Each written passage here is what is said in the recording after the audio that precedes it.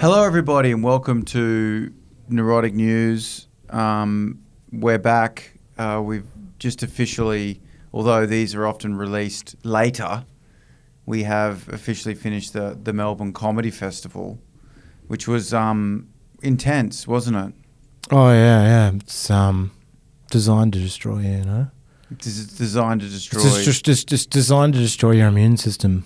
Designed to destroy your psychological framework of who you think you are. Yeah. It's like one of those experiments, you know, when you do the same thing over and over again. You know how they break people by doing that? Yeah. Yeah, it's a weird... It's fun, as well as absolutely gut-wrenchingly existential crisis.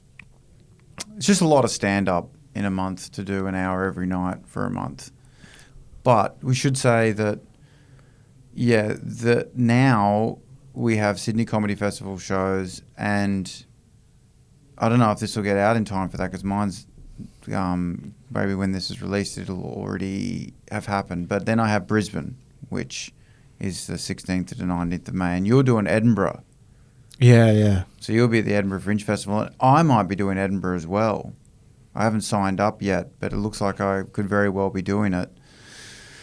So in that case, if you look at our social media, you'll see that, we'll be at Edinburgh if you're in the UK, of which we do have some listeners. You can have the worst night of your life accompanied to bagpipes. There's always the distant threat of a bagpipes. Yeah, of just an alcoholic thing. Like it's ruined Braveheart for me. Like, it used to be my favourite movie, and now I'm just like, I couldn't watch it without thinking of like a mime. You're right. Or like a juggler or something. Yeah, someone in the streets juggling knives, flames, and someone banging a drum. There's always the drum guy, street performers. Remember, he's like, freedom. That's literally a venue now. Remember the bit where he's going, freedom? Is that? That's like a venue. A venue in a castle somewhere. You can. It's a showcase show. Yeah, you can see a lineup. Best of British comedy with Ting Lim. Yeah. There's always like an Asian. They slip in. They've all got names like Monkey Barrel and Elephant and Wheelbarrow and the Tortoise. And it's always two animals and a... Yeah. The rabbit's hair. Oh. The giraffe's foot. There's a Guinness always being poured as you walk in. Yeah. There's how many shows happening? 6,000? I don't know how many. There's about 5,000. Literally. Sounds like I'm making up a number, but there's literally 5,000 shows happening in Edinburgh. They literally happen in dungeons. Yeah. That used to be used as medieval torture chambers. I did shows, like just line-up shows run by a local drug addict who was hooking me up with gigs during the festival. I mean, most promoters are drug addicts. And it was in where the workers were killed or something, building the city above. Yeah. It was like an old city, and then I think the plague hit, and then they built over the old city because of the plague, and this was underneath a city in a dungeon, literally a dungeon. It's a nightmare for Google Maps. Yeah, because there's two cities, eh? Yeah. There's the old town and the new town on top of it, like literally over the top of it. Yeah. Yeah. But even the new town looks medieval, so it's confusing. Yeah. Do you know what I mean? It doesn't look like a pig and whistle or... No. It doesn't look gentrified, like... No, it's still old. Like, the new town is old, right? Yeah. Like, new town would be it's like still from the medieval time, like Renaissance and shit. Yeah. Yeah. It's ruined that area. Scotland. Going to Scotland to do a show every night for a month. Because it sounds like a cool country, like... Yeah. Other than that. Well, the Scottish Highlands are incredible. Yeah, it's the mist and everything. That's awesome. The fog. Yeah, I love beautiful. that shit. The lakes. Yeah. It's just the fringe. It can just ruin a place. Well, you take a really nice place and then put 1,000 clowns there, living there, in and around, performing in little... it'll ruin it. Oh, once you got 1,000 professional weirdos... The day the laughter died. A lot of them are real serious when the makeup comes off too. Well, yeah, sometimes you're standing backstage with a clown like I was once, and he's wearing a bikini. Yeah. And, his dick's hanging out, and he's wearing lipstick and a weird, wig, and he's got a staff for some reason, But he's talking about, my agent ripped me off 15%. I'm stuck here. Yeah. I'm sure, I feel really depressed. And then it's like, Julio, everybody. And then he runs out and he goes, Julio, had the hammer. He's dancing around. That's exactly what I meant. There, you'll see the clown like buying a single avocado or on a laptop with an Excel spreadsheet. Yeah, you'll see him the next day. Doing his accounts? Yeah, you'll see him the next day in a cafe, like with glasses on, serious business. Like photographing a receipt. Yeah. Just like for tax purposes. Just got to make sure I claim my tax in Edinburgh because, But then he's got the nose on and the stilts and stuff, so it's weird. Yeah, he sees the alarm go off and it's got like a picture of a pill on the alarm to remind him to take his antidepressants. Why have you got so many alarms, Julio? That's for all the medication. Yeah. I've got to stagger my medication for the psychosis. Yeah. It's hard to do. It is sometimes hard with comedians, and we are guilty of this, to distinguish from the mental illness from the act. You're like, is this a breakdown or is this the act? Yeah. And both are good. I hear it happens the same way every night, people say. You know what I mean? So it's like choreographed. Yeah, choreographed breakdown. Pay for a ticket. I'm not even joking. Like some shows are that. Like have become that. Yeah. Anyway, I should also mention before I forget, Dan Rath is wearing merch. We have officially Neurotic News merch. Dan, if you can like see there into the camera, it's graffiti on icebergs. But we have another one as well, and they're going to be on sale very soon. We've got a limited release of them. They're very cool. A lot of comedians have them now. We're going to put up photos of, Aaron Chen bought one, and so did Guy Montgomery, Sam Campbell, Nina Oyama, Reese Nicholson, a whole bunch of Rose Matafeo. All these wonderful comedians are buying the merch, and so, they're going to be our models for it, I guess. We're going to put up photos, and you can see what it looks like. But you'll be able to, we'll provide a link and stuff and be able to get some Neurotic News merch if that's up your alley. And that's about it of important stuff that I heard. Is there anything else we had to mention, Rathy? I don't think so. Edinburgh? Yeah, that's about, Anyway. I read that Thomas Edison electrocuted an elephant to demonstrate the power of electricity. That's just something I read today. Someone has a bit about that. It isn't you, is it? No. Someone has a bit about Thomas Edison electrocuting an elephant. Really? Yeah, I think it's a Brisbane open mic I heard do it. Oh, really? Yeah. That's fascinating because, you would have thought... I mean, I am a Brisbane open micer, but another one. I mean, it is good to electrocute, an endangered species to prove that electricity is powerful. I do find that it's funny that at that time, it was like... They were like, oh, electricity works, but now if you did that, they'd be like, did you hear about that guy that killed an elephant? That'd be... in public? He'd be in a lot of trouble. Yeah. Just the attitude to animals has changed so much. It's like Elon Musk taking his new Cybertruck, which can go like 300 k's an hour or whatever, and just driving straight into a panda.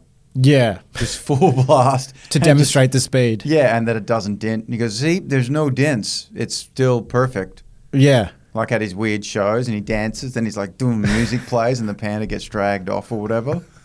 Because back then they didn't have any sense. It wouldn't have been like, whoa. Yeah, like it can kill that big an animal. Yeah, that's scary. Whereas now people are like, you jerk, what are you doing? Yeah, it's like one of the great things against Donald Trump's kid was that there was pictures of him just standing over a dead lion. Yeah. Because of course the Trumps shoot lions. Not to demonstrate the Hadron Glider. No. Its effects. Put a donkey or whatever in the Large Hadron Collider just to show that it's powerful. Yeah.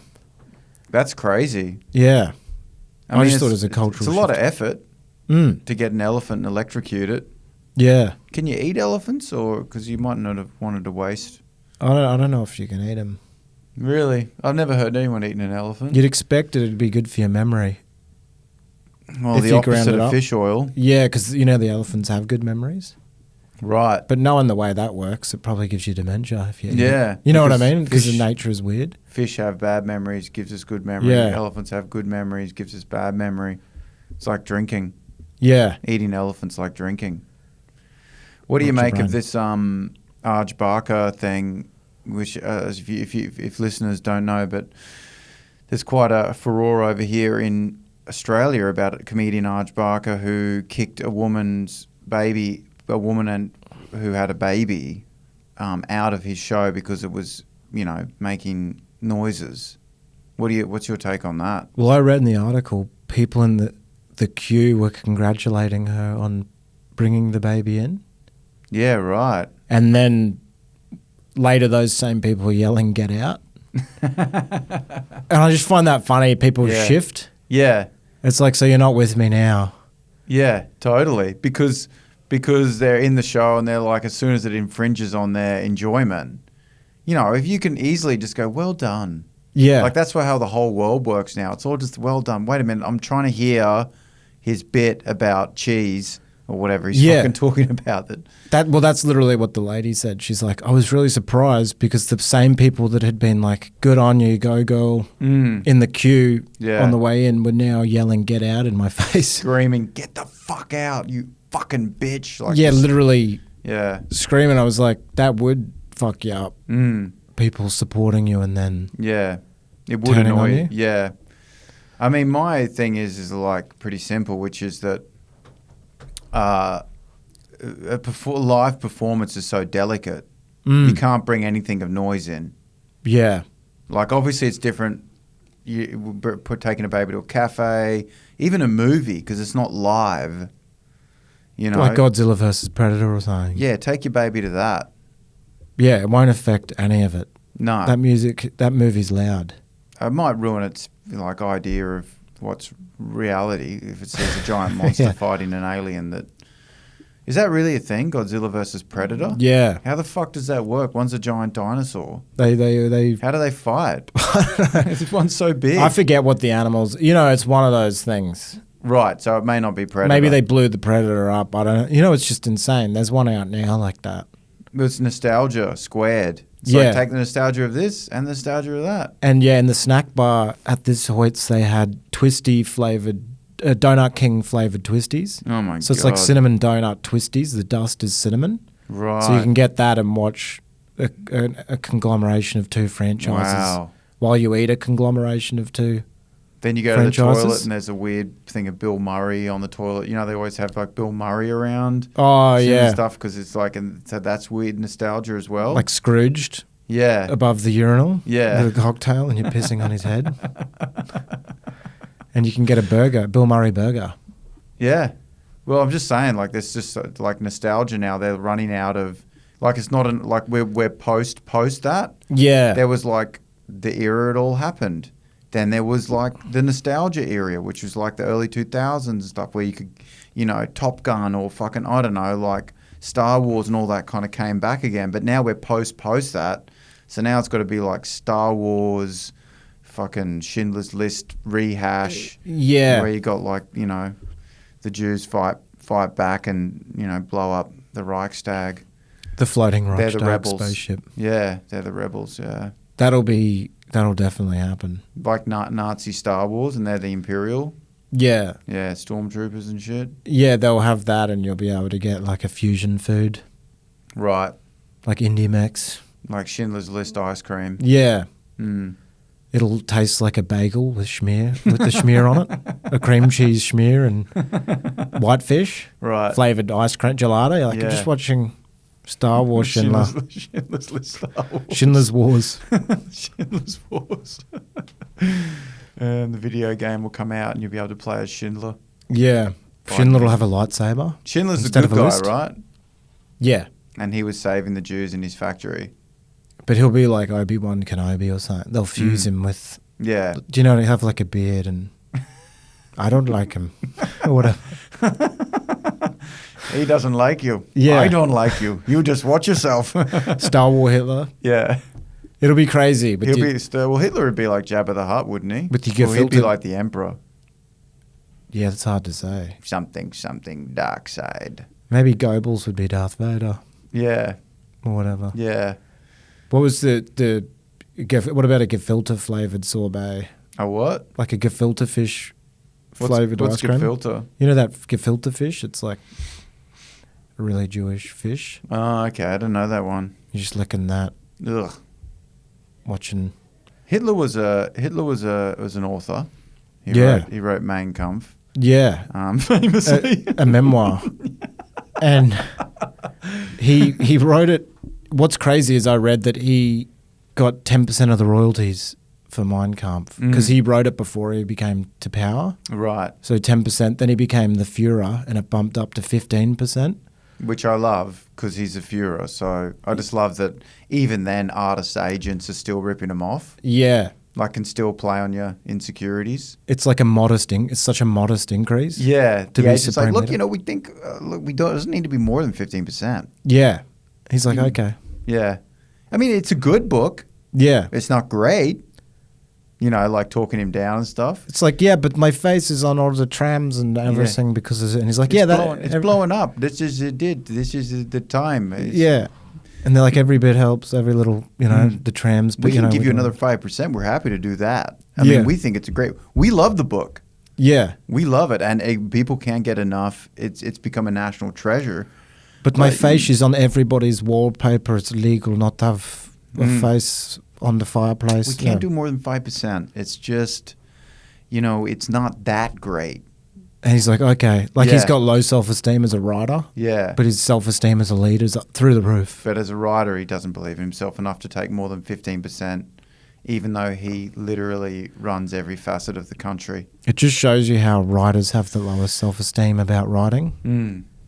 He's not like... He doesn't believe himself enough to demand a better percentage. That to me is insane. It is, eh? I mean, he could just have the guy shot. But he's kept it at 15. Yeah. Yeah. Oh, shit. I like what you were saying about... I find it interesting what we were talking about with culture, like culture wars. You know what I thought when I was, people keep referring to the culture wars? Yeah. Like about, should drag queens be able to read to children, like that kind of thing? Being like the epitome of this war on culture between conservatives and left-wing people. Yeah, yeah. But it's funny, it's pretty shit culture. Yeah. Like it's always like, should Star Wars, should Superman be a woman? Can we make an Ocean's 13? Can Superman have an anxiety disorder? Yeah. In the new one. Can Darth Vader be trans? Yeah. Like it's all shit like that. Yeah, it's not like should thus spake Zarathustra be translated into Latin or something? Yeah. Yeah, I always thought like by the sounds of culture wars, you picture like two really rich people trying to war over who has the most culture. Yeah. Like actual culture. Yeah, totally. Like Friedrich Nietzsche's existentialism. How do we, did it influence the Nazis and Picasso's cubism? Is it overhyped, and what does it mean versus Michelangelo's Renaissance? Blah blah blah blah blah. That's what you'd think it would mean, eh? A culture war. Instead, it's like, should a drag queen read to children? Who cares? Yeah, it's not the word, because when you hear the word culture vulture, you think of like, a 60-year-old woman with bold coloured glasses and a scarf going to like a Wagner going to an recital. Opera. Yeah. You don't think of like a morbidly obese dude with blue hair and a sleep apnea mask.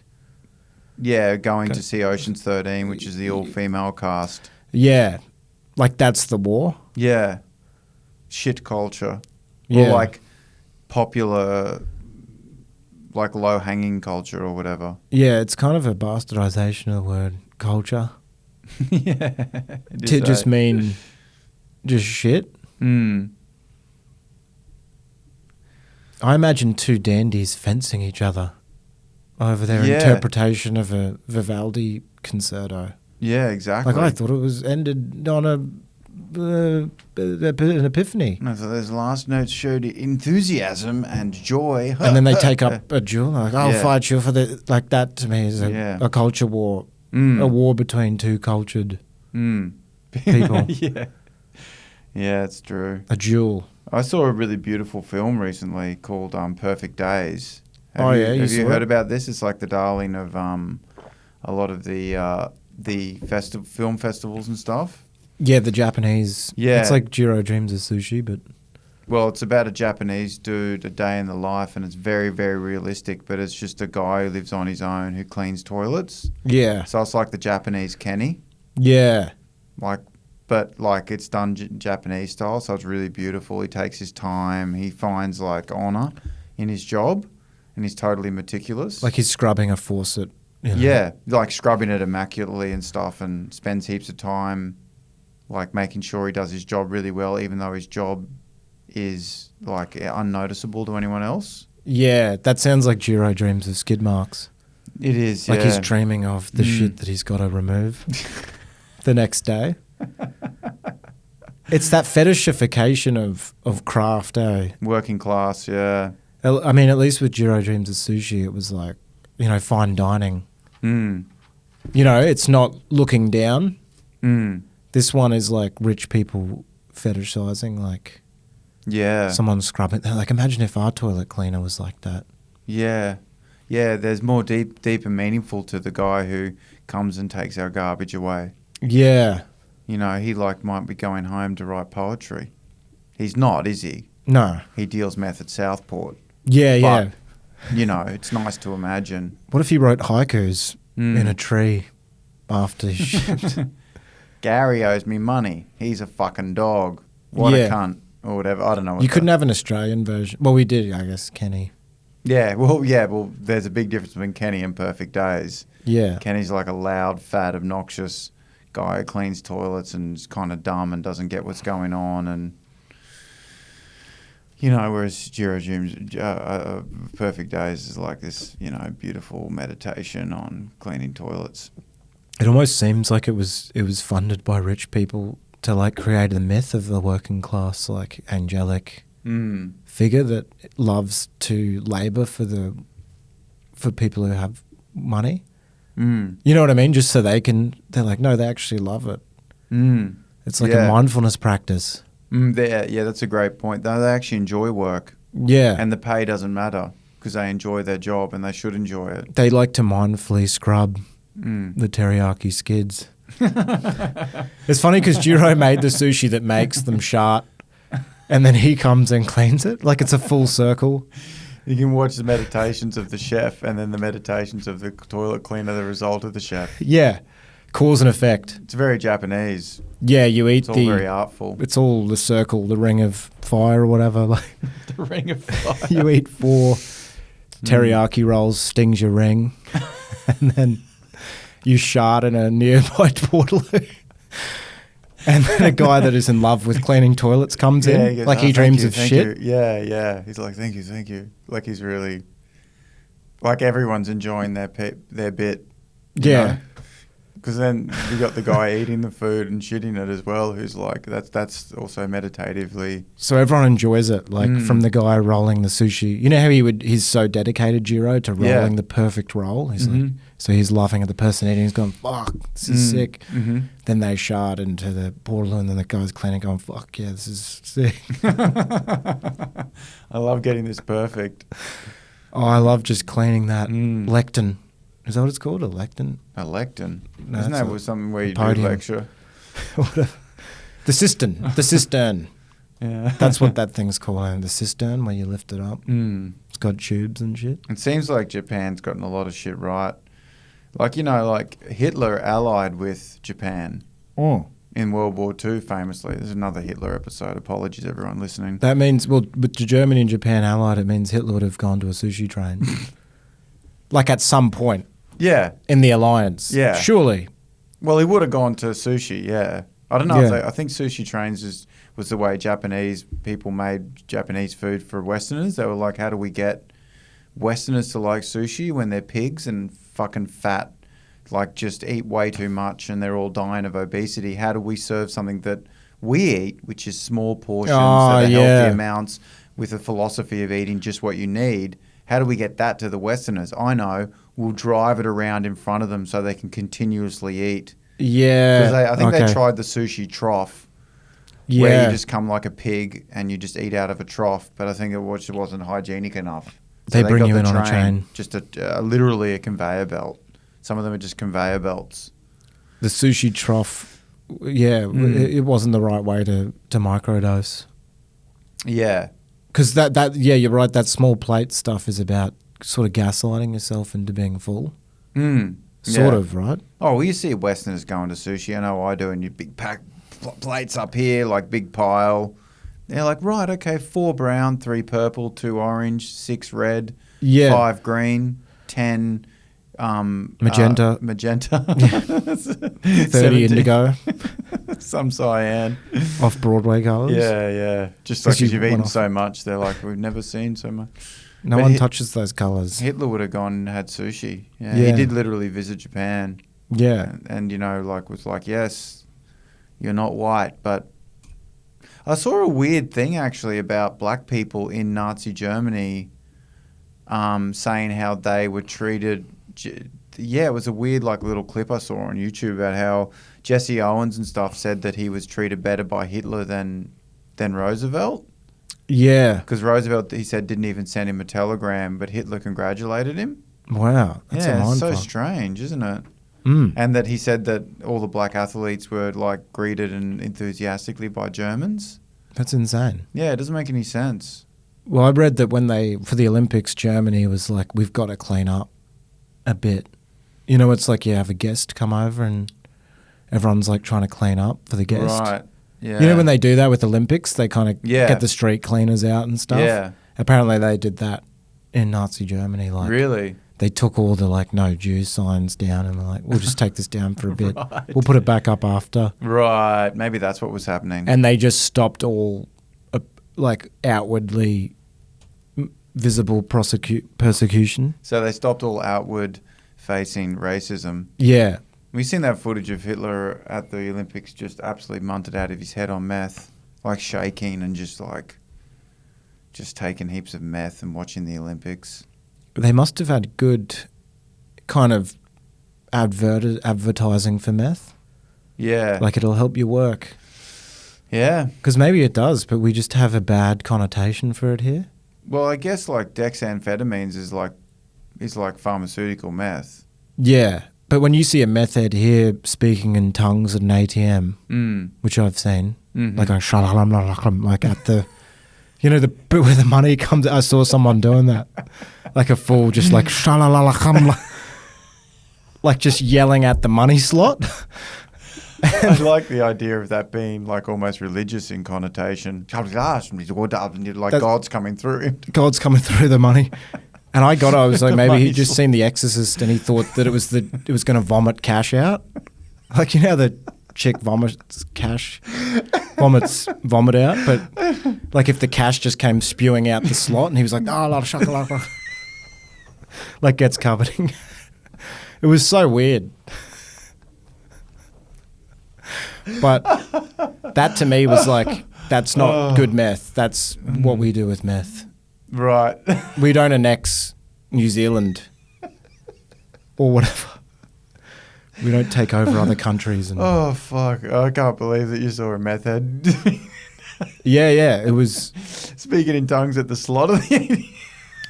This is the benefit of not wearing headphones. Was he angry or? No, it's just like Wait, I mean, that sounds like Yiddish. Was he Arabic? That sounds like the Wailing Wall. No, he was a full... He was a white guy. He was right. White. Like rocking back. It did look religious in nature. But it was meth. Slot. Right. It was, you know it's meth, the thongs. He was hoping that he could trick the cash machine into vomiting money like the Exorcist. Like that the ATM would think it was a religious ritual and spit cash out. It had God, money and drugs all in one. Oh, fuck. But that's what I'm saying. We don't use meth to annex New Zealand or conquer other places. It's a great, what's the word? It's a great, not advocate, but for legal drugs, to legalize drugs. A great exemplar. Yeah, because it's like, instead of having to do an ATM slot, you could have clean meth, and then we could invade New Zealand finally. Yeah, totally. I see what you mean. So you're saying the stuff. Well, the clean meth meant that the Nazis were organised. Right. So what's different to this meth? Is it just cut with baby laxative or what? I don't think it's good. Yeah. Because if it's about quality, that's interesting. Because like, you know, when you have a Monster energy drink, you could write a thesis. Right. Right? Right. If you wanted to. I think if you had dexamphetamines, which are pharmaceutical grade meth, that's like, you can really focus. Yeah. At a party. Yeah. You know, you're at a party doing lines of Dexies and you're just like, yeah, man, I agree. You know, whatever the fucking latest movie was fucking Civil War, yeah, man. Like you're just fully... Yeah. Like a comedy promoter, of course, told me how he lived in Colombia and how he got pure cocaine. And he said it's not even white. He said it's more like crystally scales. And he said, like, I go, what's the difference between, like, all this cocaine people are doing and, like, the real stuff? And he's like, well, you can sleep 45 minutes later. Oh, right, yeah. Yeah, so who knows what the fuck it really is. Like, in Australia, apparently none of the coke is actually coke. So, like, anyway, all I'm saying is like, who knows what it's really like. If you have pure meth, maybe you would invade Poland, you know? Yeah, because if the Nazis had like Australian meth, who knows what if Hermann Goering? Well, they would never got up to been organised enough to take any country. Yeah. Yeah. Like it preserves the IQ or whatever. I like your point. Thought this might be a good one to wrap up on, but we were talking about how interesting it is that this is an observation that when you go to Coles, and I feel like going from meth heads to Coles is a fair segue. Yeah, it's a natural habitat. How when you go to pay at Coles, there's always chocolates. Yeah. Which you made an interesting observation about, like accessible small personal amounts of chocolate. Bars, Mars bars, gum. Yeah, they call it choice architecture. It's like a psychological thing where your willpower's depleted by the time, you know, because you've already had a panic attack over whether to get oat milk or almond. You know, you're like, should I get broccolini or broccoli? Right, yeah, as you go through the absolute harrowing choice paralysis and overstimulation of a shopping centre. Yeah, so you're worn down and you get to that little chocolatey area near the cash points. I deserve a treat. Yeah, and that they would have hired a psychologist. Well, Seinfeld has that bit. I see people go into the supermarket with very clear goal. I don't know why he sounds like Jordan Peterson. Yeah. Professor Peterson. Yeah. You know, he does that bit about going into the supermarket. Yeah. And how people go in with clear goals of what they want and they just end up wandering around aimlessly. Yeah. Nothing could sum up the postmodern experience than what you just described, which is you go somewhere, you're confused by choice and an overabundance of supply of things you want, things you don't want. You're listening to the Huberman experience or whatever. Yeah, you listen to Huberman and go, when I say women, I mean... cellular autophagy. Yeah. Yeah, all that stuff. And then you are exhausted in a weird, subtle way. Malaise. And then you end up just eating something like sweet or like convenient. They do it at the very end because they know that's when your willpower's... You know how the willpower's like a battery? Right. By the time you get to the end, from all the choice paralysis over the 14 different milk types, you get to there and you just get like a bunch of chocolate. And that Coles would have hired a psychologist. Yeah, that's crazy. To maximise that. Well, that's what's interesting about corporations and stuff now is that, it's actual psychologist. Yeah. Gets hired. They studied psychology. Yeah. It's like actual marketing psychologists who are like, yes, they're the time to put it is here because they're more likely to buy a small amount. Like, that's just not some random choice. That's thoroughly researched. It's not the CEO of Coles on a whim. No, yeah, we've seen the CEO of Woolworths talk. Fucking hell. It's peer-reviewed research that says when your willpower's depleted, you're more likely binge to buy on a snack. Cherry ripes. Yeah. Yeah, which is interesting because it means the psychologist could have helped stop someone from jumping off a bridge or help the obesity problem and large corporate interests, sell more product. There is two choices. It's like working for Oppenheimer. Yeah. They could have prevented someone from poisoning themselves or systematically poisoned society. Right. And acted as a kind of steroids to a diabetes epidemic. Yeah, empowering it. But you both study the same curriculum. Yeah. It's a bit like, oh, are we doing something bad, part of the system? Yeah. Oh, no, it's like, working for Oppenheimer, I guess it'd raise a few ethical questions if you were that psychologist, wouldn't it? Yeah. Probably get paid more than I'd working say at so. Lifeline. Yeah. I'd say. People feeling down, calling up. Yeah. All the clinical psychologists who have to sit down and... You can't get paid the same for just helping one person. But for making billions sick, just that little more sick. Because obviously it's like every little bit helps. It's not like placing the chocolate there is the biggest fuck up of all time. No. Yeah. It's just adding accelerant to the bushfire of diabetes. And just, overstimulation and stuff. It's like, let's just pour fucking lighter fluid on it. On the bushfire, do you know what I mean? Because I guess it's already burning. Yeah, yeah. But I'll just pour this in. Yeah. Kerosene over here and just blow up another thing. So now Gary's 105 kilos as opposed to 104.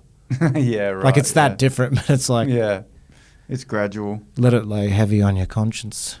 I remember going to see a psychologist in my 20s because I was just feeling down, a bit lost, didn't have a job, I remember going in and just talking to the I went to a psychiatrist that time. It's like God knows what for half an hour. I never went back, but sat down. I was like, I don't know. I just feel down and like just nothing really, like how most people feel probably these days.